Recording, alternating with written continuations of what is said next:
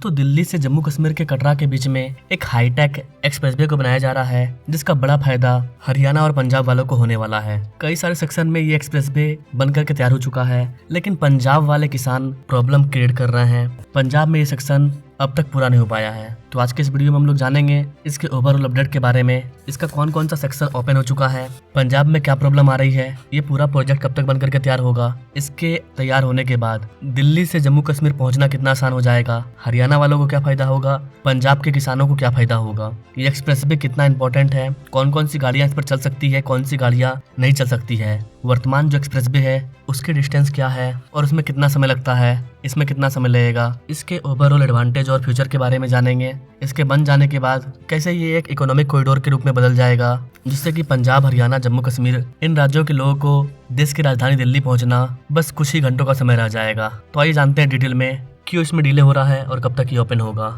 इसका latest update क्या है। नमस्कार दोस्तों, मैं विकास और आप देख रहे हैं ऑल इंडिया प्रोजेक्ट।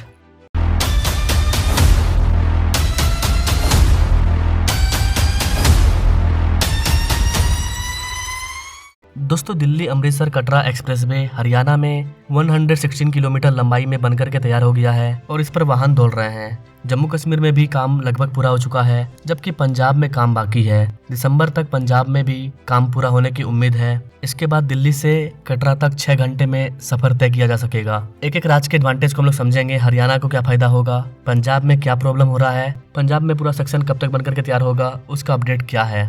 इस वाले एक्सप्रेसवे के बनने के बाद वैष्णो देवी के दर्शन के लिए भी सफर बहुत ही आसान हो जाएगा। चूंकि ये एक्सप्रेसवे सोनीपत के गोहना के बीच से गुजर रहा है, इसलिए वहाँ पर 2 जगहों पर वाहनों के लिए एग्जिट और एंट्री पॉइंट बनाए जाएंगे। हरियाणा के हिस्से में काम लगभग पूरा हो चुका है। हरियाणा के हिस्से में काम पूरा होने की वजह से दिल्ली और पंजाब तक की पहुंच आसान हो चुकी है, क्योंकि दिल्ली से निकल करके हरियाणा को क्रॉस करने के बाद लोग डायरेक्ट पंजाब तक पहुंच जा रहे हैं। लेकिन पंजाब के आगे पंजाब स्टेट में काम इसका डिले है। हरियाणा के गोहना के गांव रुखी के निकट से एक्सप्रेसवे पर चढ़ने पर इज्झर में, नीलोठी में, केएमपी पर पहुंचा जा सकता है, जहां से दिल्ली बहुत ही नजदीक है। वहीं दूसरी ओर कैथल में पंजाब सीमा के निकट गांव खड़क पांडवा तक सफर काफी आसानी से किया जा सकता है। पहले के रूट से दिल्ली से कटरा जाने के लिए जीटी रोड से होते हुए अंबाला से पंजाब में प्रवेश किया जाता था और उसके बाद जम्मू कश्मीर पहुंचा जाता था।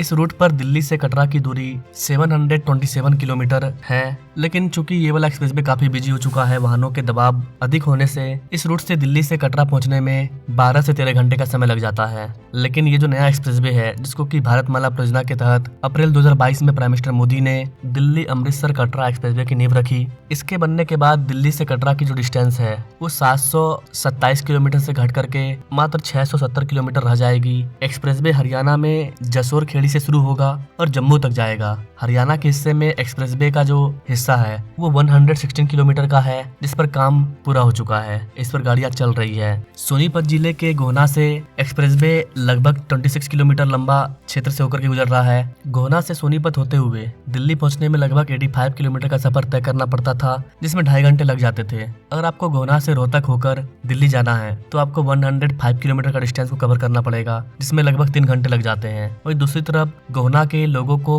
कैथल की तरफ पंजाब की सीमा तक पहुंचने के लिए पहले जिंद और फिर उसके बाद कैथल जाना पड़ता था, जिसमें लगभग 2.5 से 3 घंटे का समय लग जाता था। तो ये सारा प्रॉब्लम अब खत्म हो चुका है। दिल्ली अमृतसर कटरा एक्सप्रेसवे से गोहना के लोगों के लिए दिल्ली व कैथल में हरियाणा पंजाब सीमा तक पहुंचना आसान हो चुका है। गोहना क्षेत्र में एक्सप्रेसवे पर रोहतक पानीपत 709 हाईवे स्थित जो गांव रूखी है और गोहना जिंद हाईवे 352A, यहाँ पर गांव गंगना के निकट एक एग्जिट और एंट्री पॉइंट बनाए गए हैं, जहां पर से आप दिल्ली अमृतसर कटरा एक्सप्रेसवे पर एंटर कर जाओगे। दिल्ली जाने के लिए रूखी से एक्सप्रेसवे पर चढ़ने के बाद 34 किलोमीटर का सफर तय करके वाहन इज्झर में नीलोठी गांव पहुंच सकता है। वहां से केएमपी होकर के दिल्ली से टिकरी बॉर्डर तक पहुंचा जा सकता है। इससे दिल्ली के साथ हरियाणा के पलवल, मानेसर और अन्य जिलों तक पहुंचना काफी ज्यादा आसान हो चुका है। तो हरियाणा वालों की तो बल्ले बल्ले हो चुकी है। प्रॉब्लम थोड़ा सा पंजाब में चल रहा है। पंजाब जाने के लिए रूखी के निकट से या गोहना जिंद हाईवे पर गंगना के निकट से एक्सप्रेसवे पर चढ़ा जा सकता है। यहाँ से जिंद होकर के कैथल में पंजाब सीमा के निकट खड़क पांडवा गांव तक पहुंचा जा सकता है। खड़क पांडवा तक जाने के लिए गंगना के निकट एक्सप्रेसवे पर चढ़ने पर 58 किलोमीटर और रूखी के निकट चढ़ने पर 84 किलोमीटर का सफर तय करना होगा। गोहना से दिल्ली या फिर पंजाब सीमा तक जाने में लगभग 1 घंटे का समय लगता है। पंजाब में काम पूरा होने के बाद दिल्ली से कटरा तक मात्र 6 घंटे में पहुंच पहुंचा जा सकेगा।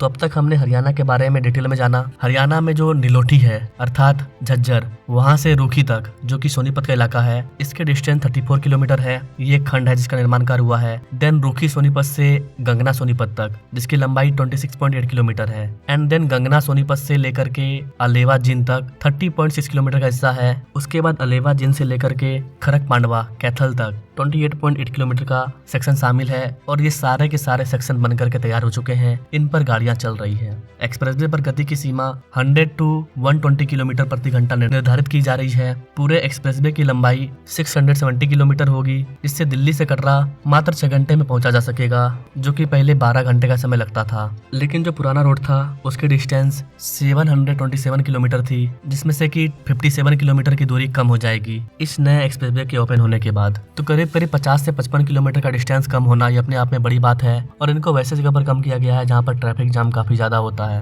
यही कारण है कि समय घट करके डायरेक्ट आधा हो जाएगा। दिल्ली से कटरा तक का सफर बहुत आसान हो जाएगा। एक्सप्रेसवे तैयार होने पर जीटी रोड पर भी वाहनों के दबाव कम हो जाएगी, क्योंकि कोलकाता से लेकर के जो पाकिस्तान तक जीटी रोड को बनाया गया था कई सौ साल पहले, उसके पैरेलल ये रोड चल रही है। यहाँ पर नोट करने वाला चीज ये है कि आप 2 व्हीलर या फिर ऑटो ट्रैक्टर लेकर के इस वाले एक्सप्रेसवे पर नहीं चल पाएंगे, क्योंकि ये एक्सप्रेसवे हाईटेक है। हाईटेक मतलब यहाँ पर सिर्फ वैसी गाड़ी चलेगी जो कि डायरेक्ट डिस्टेंस को कवर करना चाहती है। डायरेक्ट पंजाब से हरियाणा, हरियाणा से दिल्ली पहुंचना चाहती है। जो गाड़ियां 80 किलोमीटर से ऊपर 100 किलोमीटर रफ्तार से दौड़ना चाहती है, स्पीड से चलना चाहती है, उन गाड़ियों के बीच में अगर ये गाड़ियां चलेगी तो फिर एक्सीडेंट होगा, क्योंकि उन गाड़ियों की ट्रकों की जो स्पीड होगी वो 120 तक जाएगी। 100 तो जाएगी ही, 80-100। ऐसे में अगर कोई बाइक वाला आ जाता है, ऑटो वाला आ जाता है, ट्रैक्टर आ जाता है, तो एक्सीडेंट होना निश्चित है। 80 किलोमीटर प्रति घंटे की रफ्तार से ट्रक दौड़ रही है तो बाइक वालों का चटनी बन जाएगा। तो एक्सीडेंट ना हो उनके लिए अलग से सर्विस रोड को बनाया गया है। आप सर्विस रोड से जा सकते हैं। दूसरा चीज, आपके लिए पहले वाला एक्सप्रेस भी अवेलेबल है लोकल डिस्टेंस को कवर करने के लिए। जो लोग लॉन्ग डिस्टेंस करना चाहते हैं, जो बिजनेस होगा, जो व्यापार होगा, जो किसानों का सामान आएगा जाएगा, इन चीजों के लिए इस वाले एक्सप्रेसवे को बनाया गया है। इसके अलावा जो लोग कार से, प्राइवेट कार से अपना सफर पूरा करना चाहते हैं, बड़ी बस है, वो सारी गाड़ियां, जितनी भी बड़ी गाड़ियां हैं वो सब इस पर चलेगी। छोटे गाड़ी नहीं होंगे ताकि एक्सीडेंट ना हो। हरियाणा में एक्सप्रेसवे शुरू होने से सोनीपत के गोहना में उद्योगपतियों का रुख बढ़ने लगा है। रोहतक, झज्जर व सोनीपत में जमीन के भाव बहुत अधिक है। फास्ट कनेक्टिविटी, जमीन ठीक भाव पर मिलने पर जो उद्योगपति हैं, जो बिजनेसमैन हैं, वो गोहना की तरफ रुख कर रहे हैं, क्योंकि वो यहाँ पर अपना प्लांट सेट कर पाएंगे। क्योंकि इलाका थोड़ा गांव टाइप का भी है, तो यहाँ पर उनको अच्छे लोग भी मिल जाएंगे काम करने के लिए। अदरवाइज दिल्ली जैसे बड़े शहरों में अगर फैक्ट्री को बिठाया जाता है तो वहाँ पर उनका कॉस्ट काफी ज्यादा आएगा, लेबर कॉस्ट काफी ज्यादा आएगा। फैक्ट्री वगैरह के यहाँ पर खुलने से यहाँ के गाँव के लोगों को भी रोजगार मिल जाएगा। गोहना पानीपत मार्ग पर जगह जगह बड़ी बड़ी औद्योगिक इकाइयां स्थापित हो चुकी है। इससे जिले की अर्थव्यवस्था बहुत अधिक आगे जा रही है और युवाओं के लिए रोजगार के रास्ते खुलते जा रहे हैं। सोनीपत हाईवे के साथ भी जगह जगह फैक्ट्रियां लगने लगी है। प्रॉब्लम चल रहा है पंजाब में, पंजाब के किसान प्रॉब्लम क्रिएट कर रहे हैं। प्रॉब्लम की वजह से तो सरकार रोड नहीं बना पा रही है, और जब सरकार ही रोड नहीं बना पा रही है तो प्राइवेट प्लेयर क्या आएगा? प्राइवेट प्लेयर, प्राइवेट बिजनेसमैन अपना पैसा बर्बाद करने नहीं आएंगे कि फैक्ट्री बनवा दो,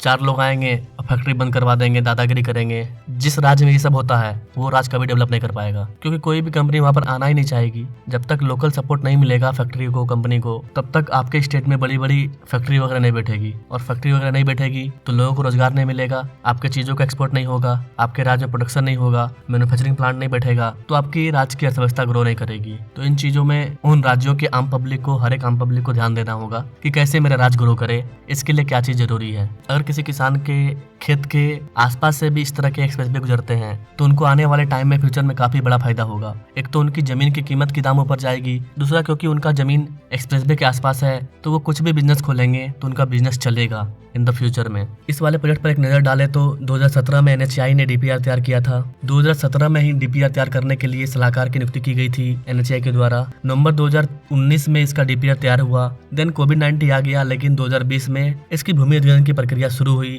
2022 के आते ही प्राइम मिनिस्टर मोदी ने इसका धारशिला रखा। 22 में इसका धारशिला रखा गया है। 23, 24, 25 का मद आ चुका है। हरियाणा में पूरा काम पूरा हो चुका है। जम्मू कश्मीर पैकेज में भी अधिकतर काम पूरा हो चुका है। पंजाब में काम चल रहा है। जहाँ पर प्रॉब्लम आ रहा है उसको सॉल्व किया जा रहा है। बाकी गाइस आपको क्या लगता है दिल्ली अमृतसर कटरा एक्सप्रेसवे कब तक बनकर के तैयार हो जाएगा? पंजाब में डिले का मेन रीजन क्या हो सकता है? वहाँ के आम पब्लिक या फिर वो खालिस्तानी लोग जो कि भारत को तोड़ने की बात करते हैं? क्या पंजाब में खालिस्तानी के द्वारा प्रॉब्लम क्रिएट किया जा रहा है? वो खालिस्तानी लोग जो कि कनाडा में रहते हैं और भारत का अपमान करते हैं, भारत के तिरंगे को पैरों के नीचे कुचलते हैं, उस तरह के सपोर्टर जो पंजाब में है उनके वजह से प्रॉब्लम आ रहा है या फिर कोई और रीजन है? आप अपने राय कमेंट बॉक्स में जरूर दीजिएगा। नाउ थैंक्स फॉर वाचिंग, मिलते हैं अपने लोग अगले वीडियो में, तब तक के लिए जय हिंद।